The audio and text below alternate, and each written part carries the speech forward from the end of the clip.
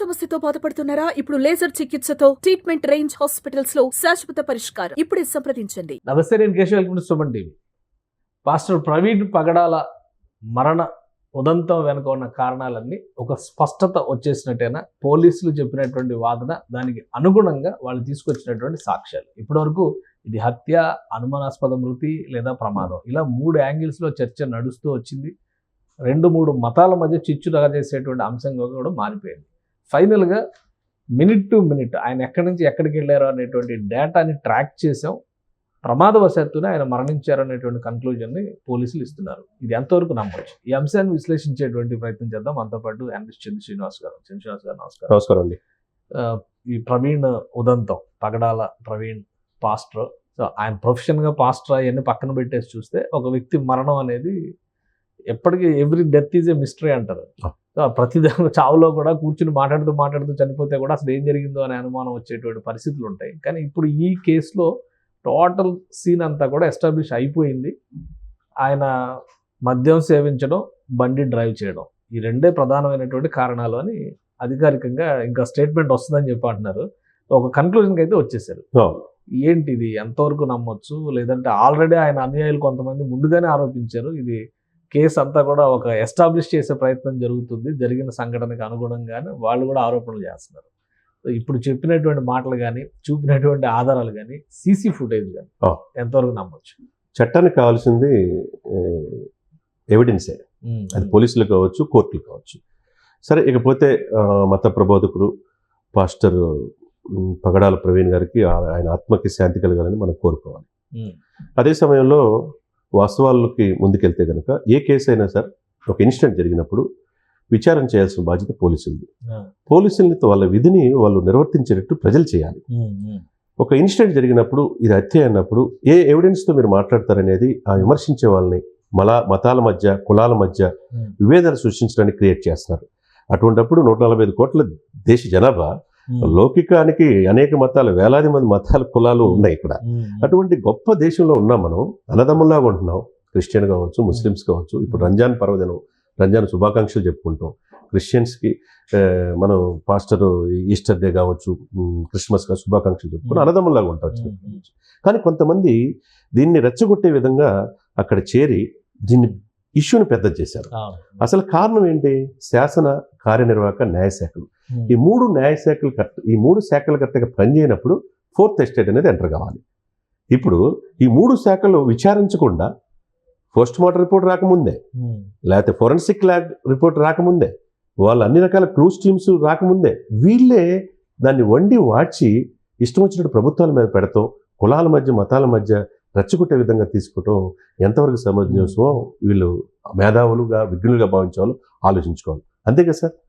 ఈ 3 నివేదికలు రాకముందే ఇప్పుడు ప్రెస్లో కొంతమంది అంటే ఒకటి, ఇప్పుడు ప్రెస్ ని టార్గెట్ చేయడం ఒక యాంగిల్, సోషల్ మీడియాని టార్గెట్ చేయడం ఇంకొక యాంగిల్. అవునండి. ప్రెస్ సంగతి పక్కన పెడదాం. సోషల్ మీడియాలో మాత్రం ఎవరికి తోచిన విశ్లేషణ వాళ్ళు చేసే పరిస్థితి కనిపిస్తుంది. అవునండి. ఇన్సిడెంట్ జరిగిన తర్వాత దాని సీన్ ఆఫ్ అఫెన్స్ కానీ, జరిగిన ఇన్సిడెంట్ని రిపోర్ట్ చేసేటువంటి క్రమంలో పోలీసు వ్యవస్థకు అసలు ఎంత సమయం ఇవ్వచ్చు?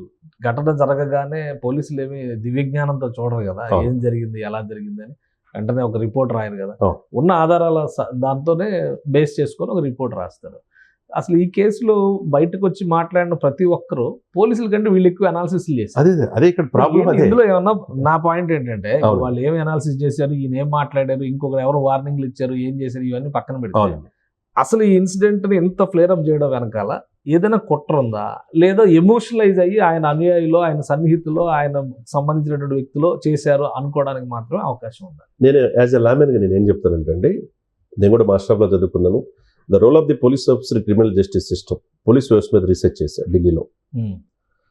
అటువంటిది లా ఏంటి, పోలీసులు ఏంటి అనేది తెలుసు. మరి కనీసం ఒక కేసు ఇన్సిడెంట్ జరిగినప్పుడు 15 రోజులైన సమయం ఇవ్వాలి.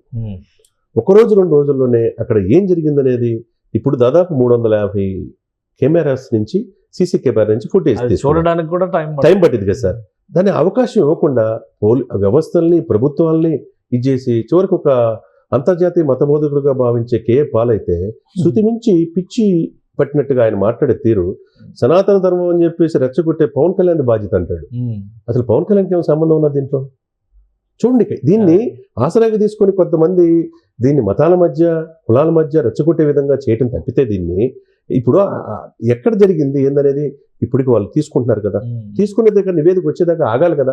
వాళ్ళ ఫ్యామిలీ కూడా, వాళ్ళ భార్య గారు కూడా చర్చిలో మాట్లాడి మా శత్రువులు కూడా ఆయన క్షమిస్తాడు, మేము క్షమిస్తాం, బైబిల్లో ఉన్నది అదే అని చెప్పి అంత ఉందాగా మాట్లాడినప్పుడు వాళ్ళని ఇప్పుడు ఎందుకు ఇట్లా కుటుంబాల మధ్య, కులాల మధ్య, మతాల మధ్య రెచ్చగొట్టే ఇటువంటి వ్యక్తుల్ని ముందు కాన్సన్ట్రేషన్ చేయాలి సార్.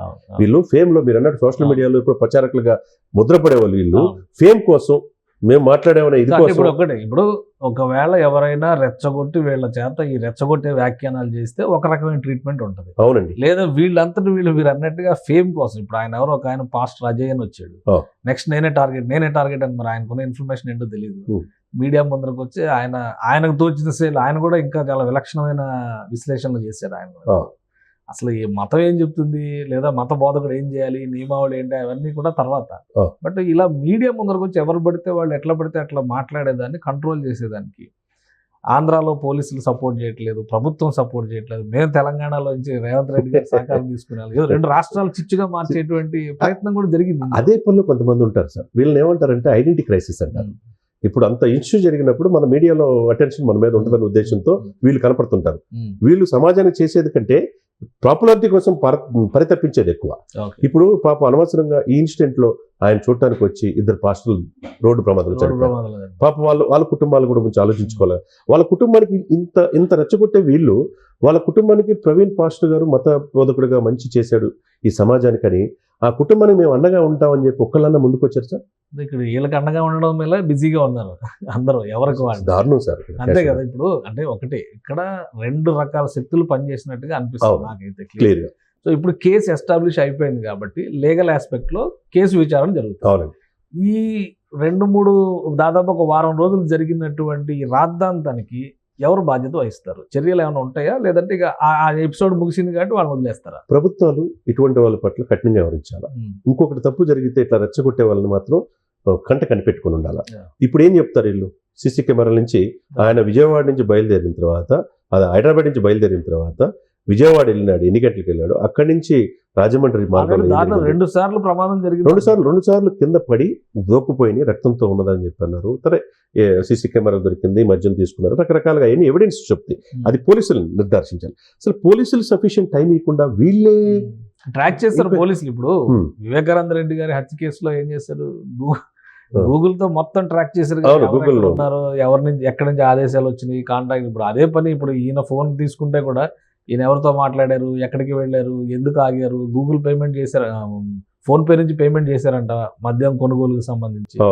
ఎవిడెన్స్ కలెక్షన్ అంతా కూడా జరుగుతుంది. అవి చెరిగిపోవు కదా సార్, అవి పక్కాగా ఎవరి నుంచి ఎవరి అమౌంట్ పడి తెలుస్తుంది కదా. సీసీ కెమెరా దొరకదు కదా, ఇప్పుడు దొరకకుండా ఉన్నావు కదా. అదే సమయంలో ఏలూరు విజయవాడ మధ్య ఒక సిఐ అయితే మీరు మద్యం తాగి కౌన్సిలింగ్ చేసి మీరు మద్యం తాగి బండి తరపొద్దని కూడా చెప్పారని కూడా మీడియాలో వస్తారు. సిఐ మీద చర్య ఏమైనా తీసుకుంటారు? ఎందుకంటే ఇప్పుడు మామూలు వ్యక్తులు మద్యం తాగి వెళ్తే గొట్టం పెట్టి ఊదిచ్చి వెంటనే బండి లాక్కుని పంపిస్తారు కదా. ఇప్పుడు ఈయన ఆల్రెడీ ప్రమాదానికి గురయ్యారు, కానీ మద్యం తాగారనే కండిషన్లో ఉన్నారన్న విషయం కూడా పోలీసులు గమనించారు. బట్ వాళ్ళు వెళ్ళనివ్వకుండా ఉంటే ఆయన ప్రాణాలు కాపాడి ఉండేవాళ్ళేమో కదా. డెఫినెట్ గా ఇప్పుడు ఆయన పోలీస్ అధికారుల మీద ఏమైనా చర్యలు తప్పకుండా ఉంటుంది. ఎవరైతే దీంట్లో ఉన్నారో వాళ్ళ ఇమిడియట్ గా ఏం చేయాలి, రిహాబిలిటేషన్ సెంటర్ తీసుకెళ్ళాలి. చెప్పింది వినకపోతే ఆయన కాన్షియస్ లో లేరు, అక్కడే 3 hours 3 గంటలు అక్కడ రోడ్ పైన చెప్తున్నారు. కాబట్టి ఇక్కడ డెఫినెట్ గా ఒక మనిషి ప్రాణం ఏదైనా కానీ మీదైనా నాదైనా అందరి ప్రాణం విలువైందండి. 2 ఆడపిల్లలు ఉన్నారు, భార్య ఉన్నది, ఆయన మతబోధకుడికి మంచి పేరు తెచ్చుకున్నాడు. ఆ వ్యక్తి చనిపోవటానికి ఏంటి కారణం అనేది పోలీసులు విచారించే ఛాన్స్ పోలీసులకు ఇవ్వకుండా ప్రభుత్వాల మీద రెచ్చగొట్టి, నాయకుల మీద బురదజల్లి, ఇదంతా కులాల మధ్య, మతాల మధ్య, హిందువులంతా కలిసి రాష్ట్రాల మధ్య అసలు అన్ని వాడేశారు. అంటే అశాంతిని కలిగించడానికి ఒక పత్రిక అయితే, గత ప్రభుత్వం నిర్వహించిన పత్రిక కావచ్చు, ఛానల్ అయితే అదే పని ఇది. ఈ క్రైస్తవులకి ఇక్కడ ఈ రాష్ట్రంలో అసలు రక్షణ లేదని చెప్పినట్టుగా. అంటే ఇది దీన్ని కావాలని దీన్ని క్రియేట్ చేసి పెద్ద చేసిన వాళ్ళకి రెండో యాంగిల్ ఫ్యామిలీ మెంబర్స్ కూడా వెళ్ళారు కదా, సునీతమ్మ వీళ్ళందరూ కూడా వాళ్ళ ఐడెంటిఫై మరణానికి సంఘీభావం చెప్పడం తప్పలేదు సార్. ఎదుటి వ్యక్తుల పైన బురద చల్లడం లేదా అవతల వాళ్ళని నిందించడం అనేది ఇంకొక యాంగిల్. మనిషి చనిపోవటం చాలా బాధాకరం సార్. ఏ విధమైన పరిస్థితులు చనిపోయారనేది పోలీసులు విచారించాలి. అప్పుడు దాకా ఓపిక పట్టాలి. భావ ప్రకటన స్వేచ్ఛ ఉంది కదా, ఇష్టం వచ్చినట్టు మాట్లాడే ఎవరైతే ఐడెంటిఫై చేసి వీళ్ళ మీద కూడా కేసు ఫైల్ చేయాలి. ఎందుకంటే ఇది లౌకిక రాజ్యం, స్వేచ్ఛ ఉంది కదా ఉద్దేశంతో మీరు ఇష్టం వచ్చిన ప్రజల మీద రుద్ది ఇప్పుడు అదృష్టవశాత్తు ఏం జరగలేదు. ఇప్పుడు నాగ్పూర్ లో జరిగినటువంటి ఇన్సిడెంట్స్ లాంటివి ఏమైనా జరిగి ఉంటే మరి కారణం ఏంది? బాధ్యత ఎవరు తీసుకున్నారు? అంతే కదా సార్, శాంతి భద్రత సమస్య కదా. ఇక లా అండ్ ఆర్డర్ చక్కగా ఎప్పటికప్పుడు సమన్వయంతో ఉన్నారు కాబట్టి ఏపీలో ఇన్సిడెంట్ జరగల. ఇప్పుడు రాష్ట్రాల మధ్య ఇచ్చేసి తెలంగాణ అయితే న్యాయం జరిగింది, ఆంధ్ర అయితే న్యాయం జరిగింది, ఇది పోస్ట్ మార్టం సరిగ్గా బయట పెట్టలేదు, ఇవన్నీ కూడా హత్య చేశారు, వెనక రెడ్ కార్ ఉంది, నలుగురు ఫాలో అయ్యారు, ఎన్ని రకరకాలు ఎన్నిసార్లు ఎవరు తోచింది అది? ఎవరు తోచింది? గుండెల మీద బూట్ కాలు ముద్రలు ఉన్నాయి, కర్రల మీద రక్తం చుక్కలు ఉన్నాయి. ఇవన్నీ కూడా ఏంటంటే ఇది తప్పండి. సఫిషియెంట్గా నేను ఇందాక మళ్ళీ చెప్పినట్టు శాసన కార్య న్యాయ శాఖలు ఎవరు ఇది వాళ్ళు చేయనియాలి. వాళ్ళు కూడా చేయనీయకుండా వీళ్ళే ముందు కొంతమంది సోషల్ మీడియాలో అత్యుత్సాహంతో వీళ్ళే తమ్మునేలు చేస్తారు, వీళ్ళే హత్య జరిగిందని అంటారు. దీన్ని ఏ పార్టీ వాళ్ళు రెచ్చగొట్టి అవతల ప్రతిపక్ష వాళ్ళు దీన్ని అవకాశంగా తీసుకొని దిశ చట్టం వీగిపోవడానికి కారణం కూడా ఇదే రీజన్. ఒక రీజన్ ఎందుకంటే దిశ చట్టంలో 30 రోజుల్లో విచారణ చేసి జడ్జిమెంట్ వచ్చారన్నారు. అది సహజ న్యాయ సూత్రాలకు విరుద్ధం అని చెప్పని పక్కన పెట్టారు. అవును, ఇక్కడ కూడా అదే జరుగుతున్నట్టు కనిపిస్తుంది. డెఫినెట్ గా సార్ ఇక్కడ ఏంటంటే సార్ కేశవ్ గారు, డెఫినెట్ గా ఎవరైతే దీని గనక హత్యని గనక ఆధారాలు ఉంటే డెఫినెట్ గా వాళ్ళని శిక్షించాల్సిందే. కాబట్టి వాస్తవం ఏం జరిగింది అనేది బయటికి రాకుండానే వీళ్ళు రెచ్చగొట్టి రాద్ధాంతం చేసిన వాళ్ళపైన కూడా డెఫినెట్ చర్యలు తీసుకోవాల్సిన అవసరం ఆ రాష్ట్ర ప్రభుత్వానికి కూడా.